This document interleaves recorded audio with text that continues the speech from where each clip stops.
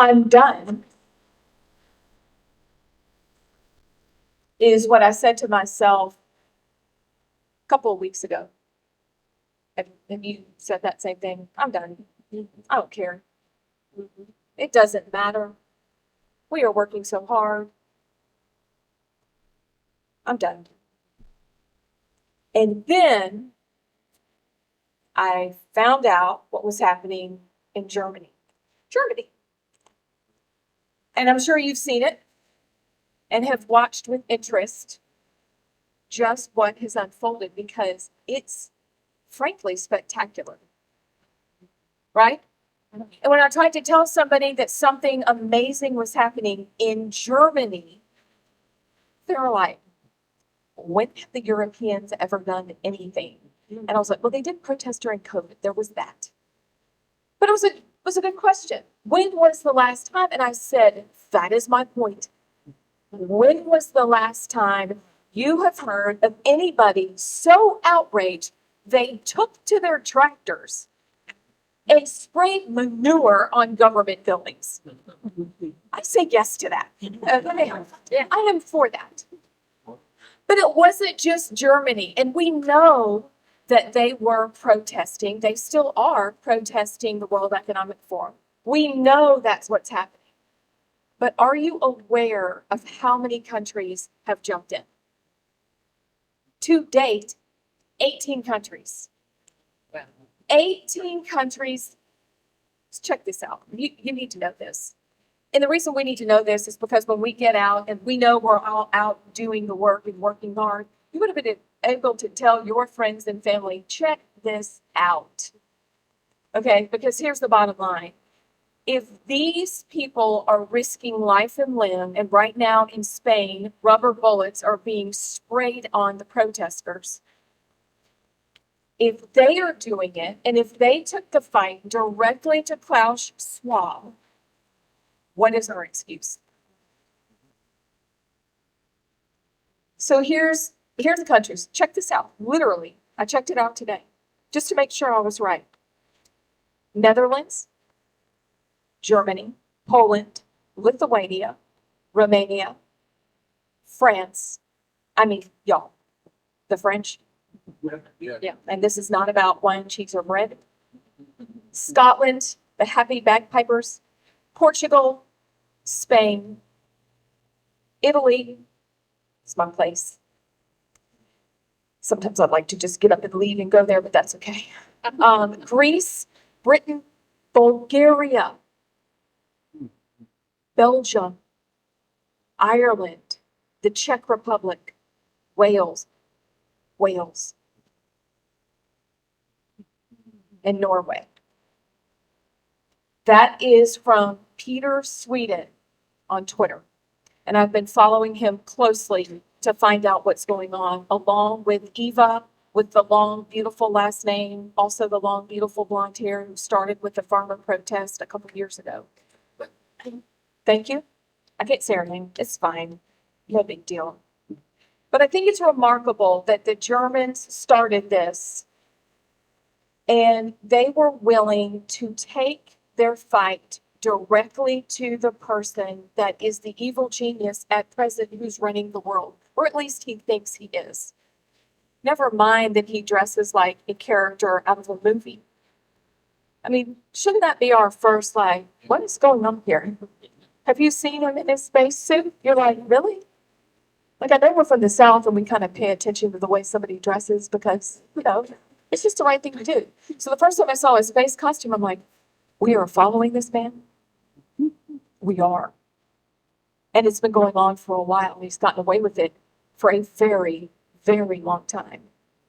And so the reason that I was so encouraged was that if the Germans of all people can take the fight directly to him, and they did during Davos, they did, and they're continuing, and then it has grown and it has spread like wildfire. And the Europeans are willing to face the spray of bullets or pepper spray, the freezing of their bank accounts, the discomfort that is coming. What are we doing? What are we doing? But that's encouraging to me.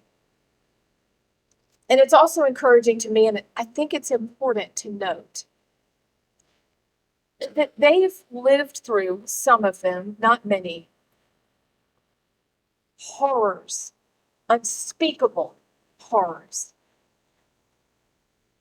And so they know when there is an evil dictator afoot, they're ready to fight back, and so they have. And if they can see through Klaus Schwab and the things that they're trying to pull off in Europe, then we can take courage from their example, and we can do the same thing here. But it requires courage. Although right now it feels like we're living with a scandalous amount of cowardice. Right? Yeah. I mean, we just said the pledge, and we agree that it is a privilege to do so. And so don't you ever think, why are there so many people that are not doing anything? And so we have the privilege of reminding and encouraging until they see it and they go, okay, I'm in. But our job, kind of like the watchman on the wall, we like to remind and share and encourage. That's it. That's it. People know. But right now we need people of courage. Now, I'm sure you've seen the other things that have happened in Europe. I'm sure y'all saw Javier Milei. That guy is awesome. And not just because he hoisted a chainsaw above his head when he was on the campaign trail. Y'all did see that, right? And not just because when he was elected, he stood at that long whiteboard, and in each segment of the crazy government agencies yelled, "Kafla!" I'm like, yes. By the way, I just used that word on my child who is fluent in Spanish, and she was like, "Oh, that was really good accent." I was like, thanks. I've been practicing.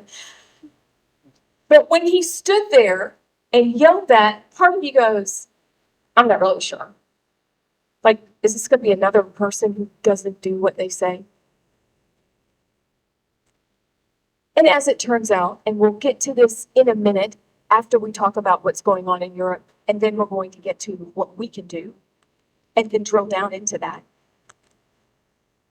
For ballot security people who have wondered what in the world is wrong with Alabama and the rest of the country, why didn't they see what we saw? I would like to tell you that Javier Milei, for people who think it is impossible, this is a reminder.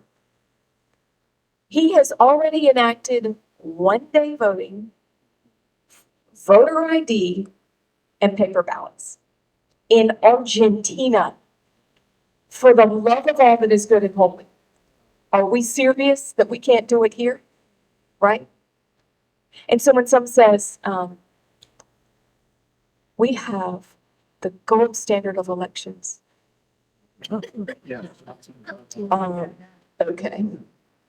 All right. So then you look and you see, well, the Netherlands also have some spectacular things going on. They elected, and I want to make sure I get this right, one of my favorite people. Chris and I read a book about him years ago. Have y'all heard about Geert Wilders? He wrote an incredible book called Marked for Death. Probably, would you say like about 15 years ago, 10 years ago, if you've read it? He lived under death threats for a very long time and ended up having to switch every few nights his location because he spoke out against Islam. He told the truth about what was happening over there. That was it. He was just telling the truth. But he was recently elected. He won parliamentary elections as head of the Party for Freedom. Now, the media was shocked, of course, that those in the Netherlands went with a really great person. And if you read his book, you know he's unbelievable. So get that book, by the way, Marked for Death on Amazon. I don't know how much it is. I have an old copy. But based on what's happening in Germany, based on what's happening in Argentina, and based on what's happened in the Netherlands, and now really many other countries in Europe, have we decided, can we agree that we've had enough? And can we agree that we will borrow their courage, bring it here, and tomorrow get back up and go to work again and bring our friends and family along? I know we are. I know we've said the same things. I know that we are exhausted because it's exhausting. I mean, do you ever have to fix your face when you're talking to somebody because they like don't?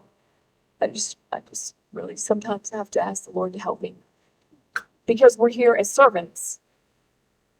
That's what we're here for. And so we get to share.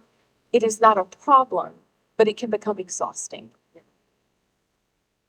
But we're tired. And sometimes I wonder, why won't our leaders fight harder?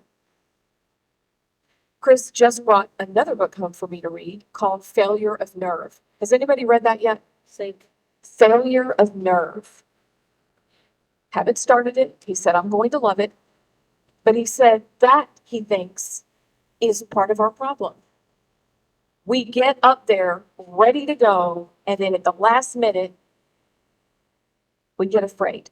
Everybody gets afraid. Everybody faces the fear, but it's what you do in the moment of fear that matters. And so it's easy to look at our leaders and think, we see them experiencing failures of nerve, but how often have I experienced the same thing? How often have I not spoken up when I should have because I was terrified? Is that just me? Okay, I feel better. Thank you. It is easy to feel discouraged, but I actually have really good news. It's a reminder. It isn't just for our leaders to remember that they've had failure of nerve. We have had that. We've all experienced that. And then when I get discouraged, like I did before I saw what was happening in Germany, my husband reminded me of something. And this is true. I've heard us pray. We are a praying people. We know the good book, whether it's as history for you or whether it's the inerrant word of God. The dominion mandate that was issued in Genesis has not been rescinded. And so we have a job to do, and that is to go out and work in culture for its good. We don't just get to hang on for dear life and hope it all ends soon. That's not the point. The point is we each have a part to play. And I know you know this is just a reminder. But we each have a part to play. And that's what we're going to do. But when he reminded me that dominion mandate and to go out and get involved in culture and to keeping on, I was like, yeah, let's go. And so, a story. Do you remember Nehemiah? It's that nothing little book in the Bible that you kind of skip over to get somewhere else. Unless, of course, you begin to read it. It's literally my favorite book. I cannot wait to talk to that guy. We're like, listen, can we have a conversation? Because his stance toward what he walked through is exactly what I want my stance to be. Because cupbearer of the king, so of course he's the first to bite it if somebody tried to poison the king. He never did. The king said, I noticed you're downcast today. He said, well, I'd like to rebuild the city walls. He said, okay, go build the city walls. Get what you need, whatever you need. And then he starts in on the task. And he brings the children of Israel all the way back to Jerusalem, and they're going to rebuild the city walls. But along the way, the naysayers came, and they always come. Do they not? Who has a naysayer in their life right now? Yes. Feel so much better. So the naysayers come. And do you know what he did? Do you remember what he did? This is fabulous. It's very simple. They're talking out of their mind. They don't know what they're saying. And he kept on. And you know what he did? Not only did he keep on, but he managed to get all of the children of Israel to rebuild the city wall in 52 days. No government help. But here's the tactic. I loved it. What he did first was he reminded them in Nehemiah 4:14 to stand, to remember their family and their God, and then to fight. To stand, actually, he told them to remember first, and then stand, and then fight. Apathy was not an option. Not working was not an option. And so what they did was he placed each family in front of one section. One.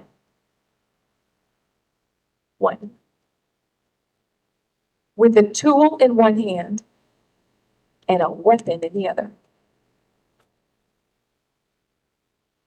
How does that apply? When we look at our world, it is easy to think, I have to do everything or nothing is going to get done. What if instead we employed that mindset, stood in front of our segment of the wall, and focused on that? And by that, I mean, what is the issue or issues that set your heart on fire? That is going to be the part of the wall that you will rebuild. And you're going to bring people with you. You already do it. I'm just reminding you. You are going to rebuild that segment. So let's talk about the issues, because in Alabama, we have plenty. Okay. I met Jace Carnes. I'm here tonight because of him, so thank you. But the issue that sets my hair on fire is healthcare. I do not understand why we haven't stripped Scott Harris of his powers. I don't understand. Why are we still talking about this? Why is that hard? They've been talking out of their mind and done zip. We're talking about it again. Great, talk is cheap. What are you going to do? Which means attending meetings, emailing, calling, texting, whatever you've got to do. That is what we do. My husband is even trying to figure out, he's a gastroenterologist, and he is trying to figure out how he can begin to get involved. He's not retired yet, still has some time left, but like, what can he do? What about education? Is that your issue? Are you on fire about education? I mean, do you wonder why they have made us wait for school choice? Like, it's this ridiculous idea that parents would be in control of their children's education. And by the way, whoever thought on the school choice bill that you only needed $2,000 to homeschool your child doesn't know anything about homeschooling. Right. I do, and it is expensive. $7,000, then $5,000, then $2,000 for the homeschoolers. Do they not know that we pay like it's a college class for each teacher? Of course not, because they don't know anything about it. I digress. Is it gambling? I mean, like a boomerang, it's back. We voted on it in 1999. Our governor was against it, then she was for it, then I don't even know, who knows? It's happening right now. The deals are being made right now. So are you calling? Are you texting? Are you reaching out? Is that the issue that sets your world on fire? What else is there?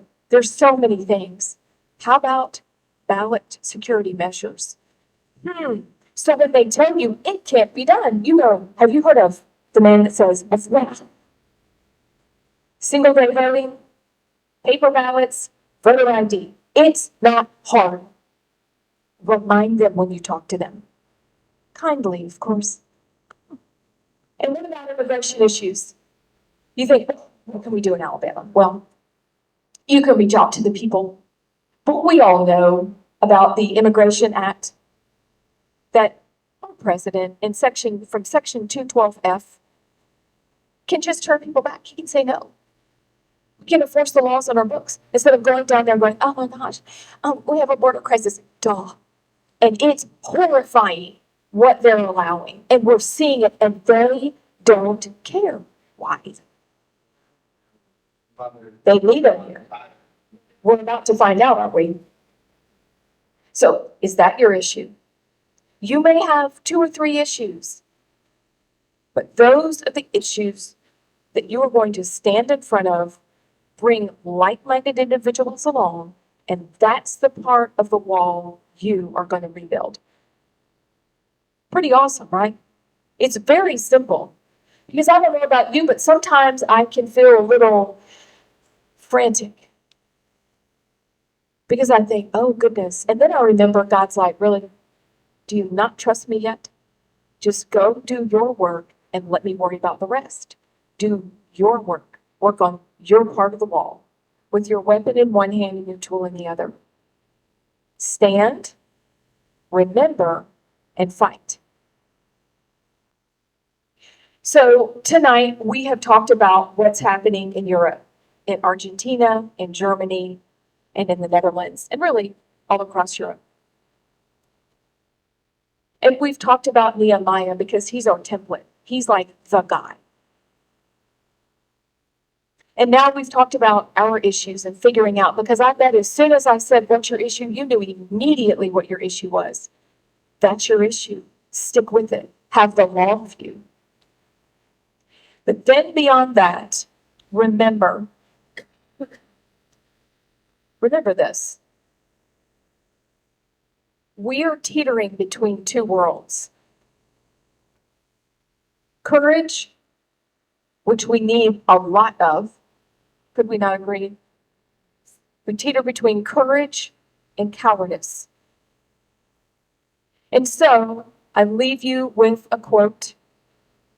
This movie had the best quotes, and it's a very old movie from A Star is Born, 1937 version. But it was Granny, and grannies always have the best things to say. But here's what she said to Esther, the main character, who was trying to pack up and leave after her husband died. And she said, what are you doing? But here's what she said. And I think it applies right now. She said, tragedy is a test of courage. If you can meet it bravely, it will leave you bigger than it found you. If not, you will have to live all your life as a coward, because no matter where you may run, you can never run away from yourself.